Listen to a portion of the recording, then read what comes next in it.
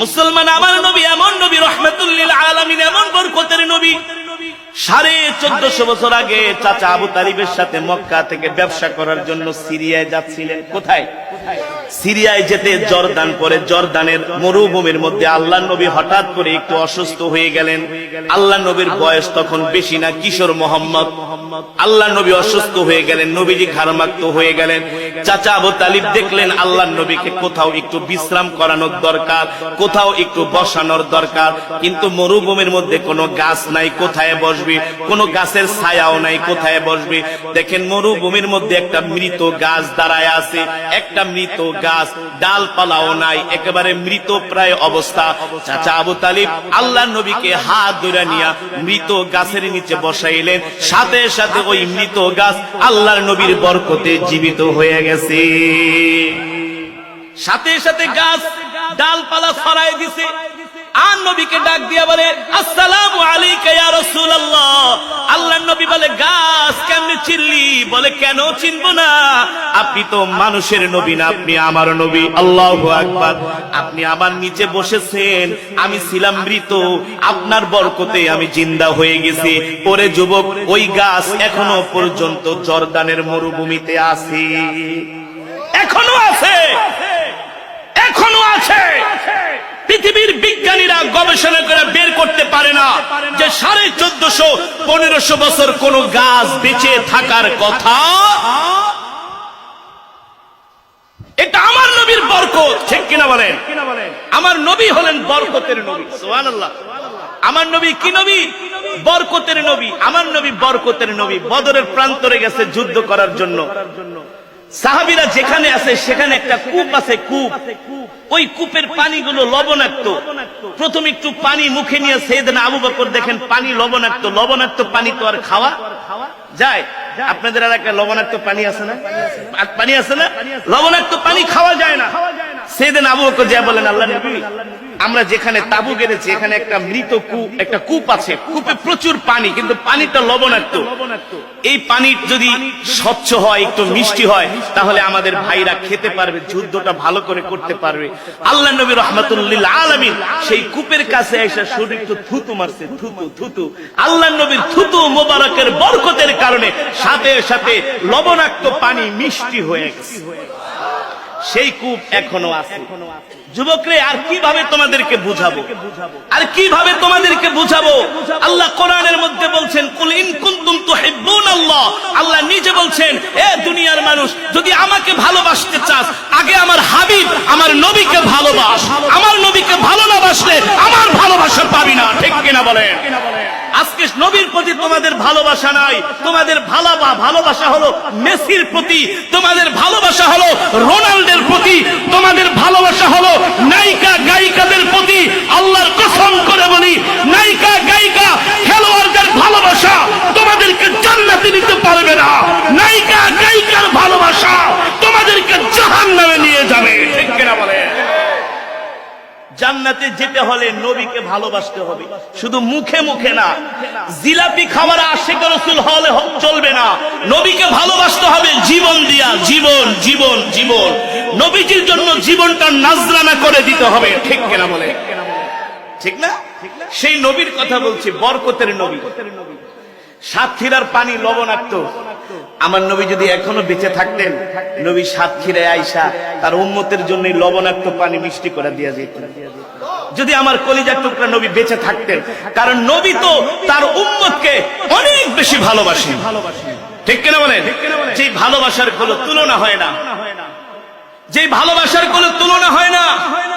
সাহাবায়ে কেরামদেরকে নবীজি বলতেছেন, এ সাহাবীরা, শেষ জামানায় আমার কিছু উম্মত আছে, আমার কিছু ভাই আছে, তারা আমাকে দেখে নাই, আমার জবানের কথাও শুনে নাই, আমার চেহারাও দেখে নাই, কিন্তু না দেখা তারা আমাকে তাদের জীবনের চাইতে ভালোবাসবে।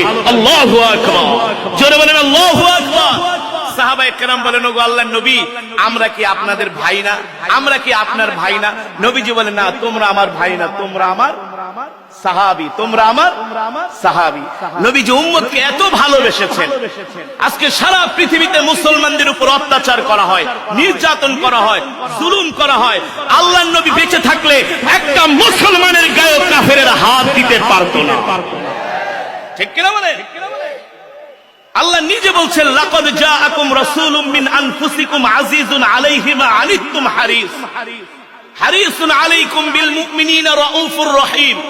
নবী আপনি বলে দেন তোমাদের মধ্য থেকে আমি তোমাদের জন্য এমন একজন নবী পাঠিয়েছি, তোমাদের মধ্য থেকে, সে আসমান থেকে জমিন থেকে উইরা আসে নাই, তোমাদের মধ্য থেকে আমি তোমাদের জন্য এমন একজন নবী পাঠিয়েছি যেই নবী কিনা তার জীবনের চাইতেও তোমাদেরকে ভালোবাসে। তোমরা কষ্ট পেলে তোমাদের নবীও কষ্ট পায়। সুবহানাল্লাহ। আমরা কষ্ট পাইলে আমাদের নবীও কি? আমরা কষ্ট পাইলে আমাদের নবীও কষ্ট পায়। সেই রহমাতুল লিল আলামিন বকরির স্তনের মধ্যে বিসমিল্লাহ বলে নবীজি হাত দিয়েছেন, দুধে ভরপুর হয়ে গেছে। বরকি ডাক দিয়া বলেন, ওগো আল্লাহর নবী তাড়াতাড়ি করে দুধ দোয়ান, আমি দুধের ভার সইতে পারি না।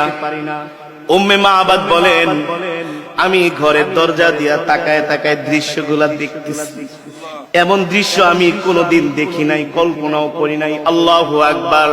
আরে দেখবা কিভাবে, সে তো রহমাতুল লিল আলামিন। এবার আল্লাহর নবী দুধ দহন করলেন, এক পাত্র দুধ হয়ে গেল। নবীজি সাইয়েদনা আবু বকরকে ডাক দিলেন, তাআলাউ ইয়া আবু বকর ইশরাব, খান। সাইয়েদনা আবু বকর বলেন, আপনি আগে খান। আল্লাহর নবী বলেন, আপনি আগে খান। আল্লাহু আকবার। কেমন দয়ার নবী, নিজে আগে খায় না, আগে সাহাবীকে খাওয়ায়। আর আমরা হইলে কি করতে? আগে নিজে খায়া লই, আগে নিজে খাই। আমি পিপাসায় কলিজা শুকিয়ে যাচ্ছে, আগে নিজে খায় নি। আল্লাহর নবী বলেন, না আবু বকর, আগে আপনি নিজে খান। নবীজি নিজের হাত দিয়া সাইয়েদনা আবু বকরকে দুধ পান করায় দিলেন। সাইয়েদনা আবু বকর দুধ পান করার পরে আল্লাহর নবী নিজে পান করলেন। এবার বললেন, আবু বকর দেখেন দেখেন দুধের কি অবস্থা। সাইয়েদনা আবু বকর বলে, ওগো আল্লাহর নবী ফিদাকা আবি ওয়া উম্মি ইয়া রাসূলুল্লাহ, ওগো নবীজি আপনার জন্য আমার মা বাবা আমি কুরবান হয়ে যাই। আল্লাহু আকবার। যেমন দুধ তেমন আছে, এক ফোঁটাও কমে। যেমন দুধ তেমন আছে, এক ফোঁটাও কমে নাই। আল্লাহু আকবার। উম্মে মাআবাদ বলেন, আমি ঘর থেকে সব দৃশ্যগুলা দেখতেছি আর নয়ন ভৈরা দেখতেছি, যুবককে দেখতেছি, এমন দৃশ্য তো আমি কোনোদিন দেখি নাই। এবার আল্লাহর নবী বললেন, আবু বকর যান দুধের পাত্রটা নিয়ে ঘরে দিয়ে আসেন। সাইয়েদনা আবু বকর বললেন, বোন নেও দুধের পাত্র, তুমি খেও, তোমার পরিবারের লোকদেরকে খাওয়ায়ও। এই কথা বলে দুধের পাত্র দিয়া আল্লাহর নবী আবার তিনি মক্কা থেকে আবার সেই বাড়ি থেকে মদিনার দিকে রওনা শুরু করবেন। উম্মে মাআবাদ ডাক দিয়া বলে, মান আনতা ওয়া মা আনতা, কি তোমাদের পরিচয়, কোত্থেকে তোমরা এসছো? বলে, জিতু মিনাল মক্কা। কোথায় যাইবা? বলে, জিনা মিনাল মাদিনা, আমরা মদিনায় যাব, আমরা হলাম মুসাফির। এবার আল্লাহর নবী সাইয়েদনা আবু বকর আবার হাঁটা শুরু করলেন। উম্মে মাআবাদ বলে, আমি আস্তে করে ঘর থেকে বের হইলাম, দেখি ওই দুইজন লোক মরুভূমির মধ্যে দিয়া হেঁটে হেঁটে যাচ্ছে। আল্লাহর নবী যতটুকুন হাঁটে আকাশের মেঘমালা আমার নবীকে ছায়া দেয়, নবীর গায়ে রোদের আলো লাগতে দেয় না। আল্লাহু আকবার। জোরে বলেন আল্লাহু আকবার। উম্মে মাআবাদ বলে, আমি দূর থেকে তাকায়া তাকায়া ওই যুবককে দেখতেছি আর যুবকের দিকে হাত বাড়ায় বলতেছি, যেও না যেও না যেও না, তোমাদের মতো বরকতের মেহমান আমি আজ পর্যন্ত কোনোদিন পাই নাই।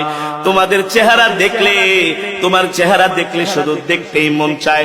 উম্মে মাআবাদ বলেন, যতটুকুন পর্যন্ত আমার চোখের নজর গেছে ততটুকুন পর্যন্ত আমি তাকাইছিলাম, দেখি আকাশের মেঘমালা ওই যুবককে ছায়া দিতেছে। আল্লাহু আকবার। উম্মে মাআবাদ বলেন, আমি ঘরে গেলাম, বিকাল হয়ে গেল। আমার স্বামী বকরি চড়ায় বাড়িতে আসলেন। আমার স্বামী এখনো ঘরে ঢুকে নাই। ঘরের উঠানে পাড়া দিয়া উম্মে মাআবাদকে বলে, স্ত্রী রে, বাড়িতে এত ঘেরান কিসের? জোরে বলেন আল্লাহু আকবার। বাড়িতে এত ঘেরান কিসের? এখনো ঘরে ঢুকে নাই। উম্মে মাআবাদ বলে, স্বামী আসেন আসেন, ভিতরে আসেন, আরো ঘটনা আছে, শুধু ঘেরান না ঘেরান না, আরো ঘটনা আছে। আল্লাহু আকবার। বলে, কি ঘটনা? আজকে তো বাড়িতে ঢোকার পরে বাড়ির চেহারা কেমন যেন পাল্টে গেছে। উম্মে মাআবাদ বলে, আসেন ঘরে আসেন, দেখেন এক পাত্র দুধ। আবু মাআবাদ বলে, এই দুধ কোত্থেকে পাইলা? বলে, আসেন আসেন, আরো ঘটনা আছে। যায় দেখেন অসুস্থ বকরিটা সুস্থ হয়ে গেছে। দুধে স্তন ভরপুর হয়ে গেছে। আবু মাবাদ বলে, এ বেটি ব্যাপার কি রে, এত দুধ কোত্থেকে পালি? অসুস্থ বকরি সুস্থ হয়ে গেল, কারণটা কি রে? এবার আবু উম্মে মাবাদ বলে, স্বামী গো, আপনি যখন সকালবেলা ঘর থেকে বকরি নিয়ে বের হয়েছেন, ঠিক দুপুরের সময় আমাদের বাড়িতে দুইজন লোক আসছে। স্বামী গো, আমি ঘরের দরজা খুলি নাই, আমি তাদের পরিচয় জানি না। আমি তাদেরকে পরিচয় জিজ্ঞেস করলাম, তারা বলছে তারা মক্কা থেকে আসছে, মদিনায় যাবে। ওগো স্বামী, একজনের চেহারা এত সুন্দর গো, এত সুন্দর, এত সুন্দর চেহারার মানুষ আমি আজ পর্যন্ত কোনোদিন দেখি নাই। আল্লাহু আকবার। দেখো আমাদের অসুস্থ বকরিটা সুস্থ হয়ে গেছে। অসুস্থ বকরি থেকে আমাদেরকে এক মশ দুধ দহন করে আমাদেরকে দিয়ে গিয়েছে। তার ঘ্রাণে পুরা বাড়িটা ঘ্রাণ ছড়ায় গেছে। ওগো স্বামী, এত সুন্দর চেহারা, যার চেহারার দিকে তাকাইলে শুধু তাকাই থাকতে মন চায়, যার চোখগুলো এত সুন্দর, চুলগুলো এত সুন্দর, কণ্ঠটা এত সুন্দর, এত সুন্দর কণ্ঠের মানুষ, সুন্দর চেহারার মানুষ আমি আজ পর্যন্ত কোনোদিন মক্কায় দেখি নাই। এই কথা শোনার পরে আবু মাবাদ অনেকক্ষণ পর্যন্ত চুপ করে চিন্তা করতে লাগলেন, আর বললেন, এই স্ত্রী, হায় রে আমার কপাল পোড়া, হায় রে আমার কপাল পড়ে গেছে, হায় রে ওই স্ত্রী, আজকে আমাদের বাড়িতে যে আগমন করছে সে দুনিয়ার কোন সাধারণ মানুষ না। আমি আমাদের তাওরাত কিতাবের মধ্যে পড়েছি, শেষ জামানায় একজন নবীর আবির্ভাব হবে, তার নাম হবে মুহাম্মদ ইবনে আব্দুল্লাহ। আর ওই নবী এই পথ দিয়া মক্কা থেকে হিজরত করে মদিনায় যাবে, আর ওই নবীকে খেদমত করার জন্য আমি এই রাস্তার মধ্যে ঘর বানিয়েছি। আল্লাহু আকবার। স্ত্রী বলো, কোন দিকে গেছে? বলে এই দিকে। বলে ঠিকই তো আছে, আমার তাওরাত কিতাবের সাথে হুবহু মিলে গেছে। আল্লাহু আকবার। এই পথ ধরে শেষ নবী মক্কা থেকে মদিনায় যাবে। আবু মাবাদ বলে, স্ত্রী রে, যেই নবীকে পাওয়ার জন্য, যেই নবীকে দেখার জন্য এখানে ঘর বানাইলাম, যেই নবীকে খেদমত করার জন্য এখানে ঘর বানাইলাম, ওই নবীকে চোখে দেখতে পারলাম না, এইখানে আর থাকবো না। বাড়িঘর যা আছে, গাট্টি বস্তা যা আছে, ভেড়া বকরি সব নিয়ে চলো মদিনায় যাই, আর ওই নবীর হাতে হাত রেখে কালেমা পড়ে মুসলমান হয়ে যাব। আল্লাহু আকবার। জোরে বলেন আল্লাহু আকবার। মুসলমান সেই নবী রহমাতুল লিল আলামিন